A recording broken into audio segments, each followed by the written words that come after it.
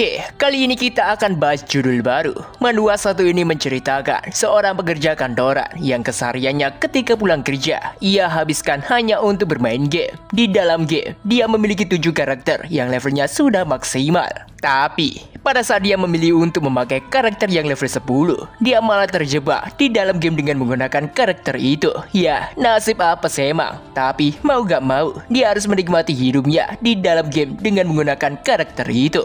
Gimanakah keseruan dari cerita ini? Mari kita langsung saja menuju ke alur ceritanya.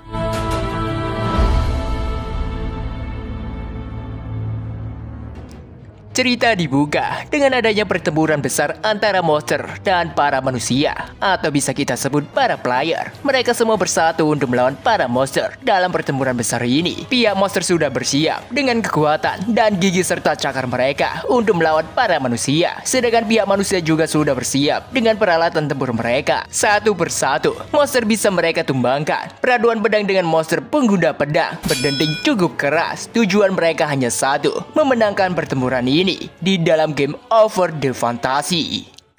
Scene kini beralih ke seorang pemuda yang bernama Kim Chun-woo. Dia sangat senang karena menerima notifikasi pemberitahuan soal update game kesayangannya. Ya, karena ini adalah sebuah update besar-besaran, jadi dia sangat antusias menunggu kedatangannya. Pada tahun 203X, teknologi dan kualitas game telah berkembang pesat dan masa virtual reality game telah dimulai. Contohnya seperti game Over the Fantasy atau yang bisa disebut OTF. Ya, meskipun tidak sepopuler game lainnya saat perilisannya karena beberapa orang mengeluh soal sistem game yang terlalu realistis dan itu membuat kesulitannya meningkat. Terlebih lagi, tak seperti game lainnya yang memperbolehkan player melakukan pay to win agar menjadi lebih kuat. Pembelian di OTF hanya dilakukan saat player membeli gamenya tanpa adanya transaksi in-game lain. Seseorang tak bisa menjadi lebih kuat jika tak memiliki skill dalam game. Bagi Kim Chun-woo, kelemahan ini justru sangat menguntungkannya. Bahkan, dia telah melampaui seorang stagnant water hingga menjadi seorang rotten water. Saking cintanya dengan game ini, Kim Chun-woo berpikir akan mokat karena terlalu lama menunggu jam pulang kerja. Dan pada hari ini, OTF melakukan update besar-besaran. Setelah 3 tahun tidak ada update, update OTF versi 2.s akan dimulai pada tengah malam nanti. Sebelum itu, Kim Chun-woo berencana bersiap-siap terlebih dahulu. Dia berencana untuk login ke dalam game sebelum update dimulai. Dia pun langsung menggunakan semua peralatan untuk login ke dalam OTF. Sistem game mengonfirmasi pemindahan iris Kim Chun-woo. Dan pada akhirnya, dia pun berada di dalam dunia Over the Fantasy. Nampak di situ ada beberapa karakter milik Kim Chun-woo. Dia diminta sistem untuk memilih karakter yang akan ia mainkan. Kim Chun-woo memiliki 7 karakter dengan level yang sudah mentok. Tapi kali ini, dia memutuskan untuk memilih yang berbeda dengan biasanya. Dia akan memakai karakter yang bernama Dio dengan level 10 dan tidak memiliki kelas. Karakter ini sebenarnya hanya digunakan Kim Chun-woo untuk penyimpanan saja. Ya, dia hanya membuat karakter ini untuk menyimpan itemnya saja. Kini dia sudah memilih karakter level 10 itu dan akan memainkannya dengan menggunakan karakter ini. Kim Chun-woo merasa baik karena mendapatkan sebuah kelas baru. Dia yakin akan mendapatkan item pertumbuhan selagi dia menyortirnya. Tapi Kim Chun-woo juga terheran sendiri setelah melihat banyak sekali item yang ia simpan di gudang penyimpanannya. Ia rasa menyortirannya akan memakan banyak waktu. Singkatnya, setelah beberapa waktu, akhirnya Kim Chun-woo telah selesai menyortir semua item di gudang penyimpanannya. Dan sekarang, yang tersisa adalah di gudang Avera Village. Nampak di situ, ada kakek tua yang menjaga sebuah portal. Dia adalah penjaga gudang, Tony. Sebelumnya Kim Chun-woo tak mengira ada begitu banyak item yang tercampur sehingga menghabiskan banyak waktu. Kim Chun-woo meminta kakek Tony untuk membuka suspensinya. Kakek Tony menyambut Kim Chun-woo. Dia memanggil Kim Chun-woo dengan sebutan Dio. Ya, kenapa kita panggil Kim Chun-woo Dio aja? Kakek Tony berkata, bila biayanya adalah 1 silver. Perlu diketahui, sistem OTF dalam game ini diatur agar biayanya meningkat berdasarkan level. Dan karena itu juga, mengapa banyak orang membuat story karakter mereka tetap berada di level 10. Dio baru sadar bila dirinya memiliki item ini. Entah apa nama gubus ini dan apa kegunaannya. Dio berniat menyimpannya di inventory-nya, kemudian memberikannya ke karakternya yang lain. Dan ternyata itu adalah sebuah belati atau dagger. Dio terus memeriksa beberapa itemnya hingga tak sadar ada sebuah notifikasi pemberitahuan update yang akan dimulai dalam 15 menit. Sistem meminta para player untuk pindah ke lokasi yang aman dan segera log on. Dio tak mengira dia menghabiskan 5 jam hanya untuk mengatur gudangnya saja. Tapi dia mengabaikan pesan itu karena dia berpikir developer akan melogoutnya secara otomatis seperti MiHoYo. Waduh, kayak Mimin nih, wata-wata. Dia tahu level yang cocok untuk Avera Village sekitar level 100. Tapi tempatnya sekarang aman untuk para karakter yang levelnya 10 seperti dirinya. Selama dirinya tak meninggalkan pusat desa, itu akan baik-baik saja. Karena merasa semua itu tidak ada masalah, dia meneruskan untuk melanjutkan mengatur inventorinya. Peringatan sistem untuk segera logout terus ia abaikan. Hingga pada akhirnya terjadi sesuatu yang aneh pada tampilan sistem. Di situ, papan sistem berubah menjadi merah dan menampilkan sebuah peringatan. Anda tidak dapat mengirim pesan lagi. Waduh. Tapi dengan adanya semua peringatan itu, dia tidak sadar sama sekali karena terlalu asik mengatur inventorinya. Dia merasa puas karena telah selesai menyortir semua itemnya. Dan pada saat itu juga, ia merasakan sensasi yang sangat nyata ketika menggerakkan jari-jari tangannya. Dia melihat ke sekeliling dan bertanya-tanya kenapa dirinya tidak terlogout dan apakah update-nya diundur. Tapi dia tidak menerima notifikasi yang muncul. Ia rasa ini tidak mungkin terjadi. Tapi dia sadar bila dirinya tinggal menekan tombol logout saja, dia pun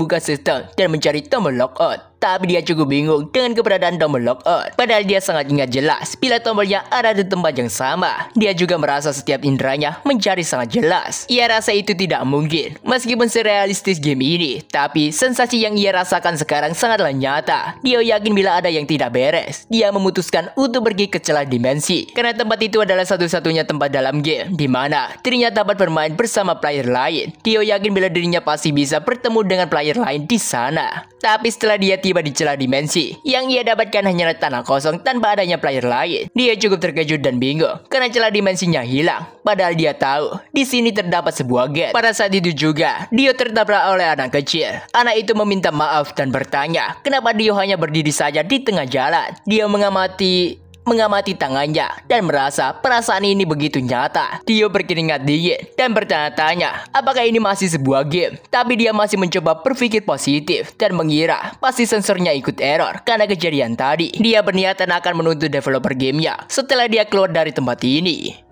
Tapi setelah 3 hari berlalu, Dio hanya bisa mendapatkan kenyataan bila dirinya sekarang berada di dalam game dan gamenya menjadi kenyataan. Terlebih lagi, yang paling membuat dirinya terpuru adalah sekarang dia berada di karakter per level 10. Hingga pada akhirnya, sekarang panel berganti di tempat latihan. Di situ ada instruktur yang membimbing para juniornya. Di situ juga ada Dio tengah berdiri meratapi nasibnya. Setelah dia berputar-putar selama 3 hari, akhirnya dia menerima fakta bahwa dirinya berada di dalam game. Dia punya banyak karakter dengan level maksimal. Tapi sekarang, dirinya berakhir sebagai karakter level 10. Dia cukup sedih. Tapi setidaknya, sekarang dia punya banyak uang. Namun, dia langsung merasa frustasi karena dia merasa lega padahal terjebak di dalam game. Pada saat itu juga seorang instruktur atau prajurit tadi memanggil Dio dan bertanya kenapa Dio berada di tempat ini. Dio berkata bila dirinya hanya menonton saja. Karena itu juga instruktur itu mengajak Dio untuk ikut pelatihan mereka. Dio tertawa canggung dan menolak ajakan itu. Karena bagaimana bisa dirinya melakukan itu? Levelnya sekarang saja masih level 10 tanpa kelas. Tapi dia teringat sesuatu. Dia bertanya kenapa instruktur itu tiba-tiba memegang sesi pelatihan kelompok. Instruktur itu berkata, bila itu karena gelombang monster. Ya, meskipun desa Avera adalah pendek NPC yang damai, tapi gelombang monster terus datang secara berkala menyerang desa. Bila bertarung dengan NPC, itu akan menjadi lebih aman dan mudah untuk level up daripada bertarung sendirian. Para developer mengaturnya sebagai sistem pengasuhan pemain. Tapi sayangnya bagi dia, karena dia level 10 di desa level 100, itu adalah sebuah bencana baginya, sebuah masalah besar. Dan ia sadar sekarang bukanlah saatnya menyesal. Terlebih lagi, tidak ada jaminan dia akan bangun kembali di bumi jika ia mau di sini. Dengan kata lain, dia harus bisa bertahan hidup sebisa mungkin dengan kemampuan terbaiknya. Pertama-tama dia berniatan akan pergi ke gudang. Seharusnya dia punya kesempatan jika dia bisa memilih kelas. Sekarang dia tengah memegang sebuah buku promosi seniman bela diri. Kelas seniman bela diri tingkat 1. Kelas yang dioptimalkan untuk mempelajari semua jenis bela diri. Persyaratan minimum: strength 15, kelincahan 15, vitality 15. Nampak juga jendela status milik dia level 10. kelas tidak ada, status kekuatan 50, kelincahan 5, kepintaran 5, vitality 5, mana 5, mastery skill yang dimiliki, expand inventory level maksimal. Ya, memang sangat ampas dan promosi juga mustahil dengan statusnya saat ini. Di saat itu juga Dio melihat ada sebuah buku promosi lain yang bersinar. Dia cukup terkejut. Pada umumnya seseorang bisa melihat cahaya ungu dari buku promosi tingkat 2. Di situ tertulis buku promosi atau talent backdrop kelas tanda tanya tingkat 2. Buku promosi ini akan mempromosikanmu ke kelas tingkat 2 yang sesuai dengan kelas saat ini dan keadaan pertumbuhan. Dapat digunakan di altar Forgotten Temple. Persyaratan minimum, pengguna kelas di bawah tingkat 1, prestis 500. Dio berpikir tidak bisa menggunakan ini untuk sekarang, tapi dia baru sadar bila dia bisa. Ini adalah pertama kali dirinya melihat buku seperti ini. Dia cukup penasaran apa sebenarnya ini, dan apakah ini semacam kepingan tersembunyi dari Over the Fantasy yang tidak Dio ketahui. Perlu diketahui, OTF lebih realistis dari game virtual reality lainnya. Dan ini sepenuhnya dibuat tanpa ada satupun kekurangan. Tidak ada yang menemukan bug atau eksploitasi. Dan karena pengguna hanya diberikan sedikit informasi, orang-orang harus mencari sendiri konten tersembunyi untuk menikmati gamenya. Beberapa ulasan menyatakan itu membuat pengguna tidak nyaman, tapi Dio rasa itu menarik. Dia tidak pernah dengar persyaratan promosi seperti ini. Ia yakin ini adalah kepingan tersembunyi. Dengan begitu, Dio rasa bertahan hidup adalah yang terpenting sekarang. Tapi saat dia sadar, ada banyak yang tidak pernah ia ketahui di dalam game. Itu membuat darah gamernya sangat mendidih. Dio pun meninggalkan gudang dan berpamitan kepada kakek Tony. Dan sekarang, Dio berada di Mercenary Guild Desa Avera. Dia masuk ke dalam bangunan guild itu. Dio berjalan langsung ke hadapan resepsionis. Orang yang ada di situ tidak terima karena Dio menyelat antrian. Orang itu cukup kesal karena Dio menyelat antriannya. Dia mencoba melihat tampilan Dio dari pakaian yang ia gunakan. Dengan pakaian yang digunakan Dio, orang itu merasa Dio tidak bisa memberikan apapun di tempat ini. Dengan nada meremehkan, orang itu bertanya apa yang bisa dilakukan orang lusuh di Mercenary Guild. Dio gak banyak omong, langsung mengeluarkan sebuah medali dan meminta untuk membiarkan dirinya bertemu dengan Master Guild. Ya, benda itu adalah medali mercenary lusuh rank A, medali yang memvalidasi status seseorang sebagai mercenary yang melampaui level veteran dan ke ranah para ahli. Resepsionis yang melihat itu cukup terkejut. Tak hanya dia, orang-orang yang ada di situ juga tak menduga ada medali rank A. Jelas mereka sangat kaget melihat itu, karena 0,1% mercenary tidak bisa mendapatkannya. Sebelumnya Dio mengambil itu dari gudangnya, karena ini adalah rencananya. Dia akan menggunakan medali ini untuk memalsukan identitasnya sebagai mercenary rank A dan memakai tudung yang telah disihir dengan penyamaran untuk menyembunyikan identitasnya sebagai Dio. Tapi satu-satunya yang ia cemaskan adalah bagaimana dirinya bisa mengertak semua orang. Dia juga berkata, bila ada satu barang lagi yang ingin ia tunjukkan, itu adalah medali kehormatan kekaisaran yang dapat berguna sebagai tiket masuk gratis untuk apapun. Bila dia menunjukkan itu kepada publik, keamanannya pasti akan terancam.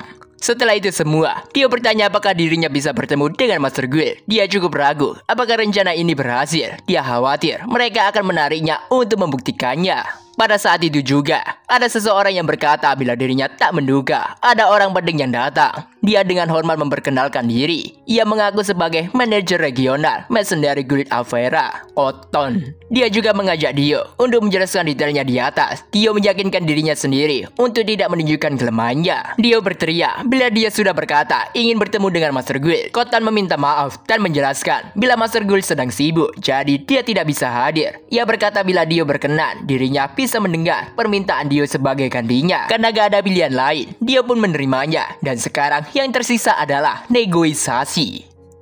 Dan ya, oke, bersambung. Gimana? Seru atau tidak? Kalau seru, langsung aja kita lanjutkan nanti. Wadah.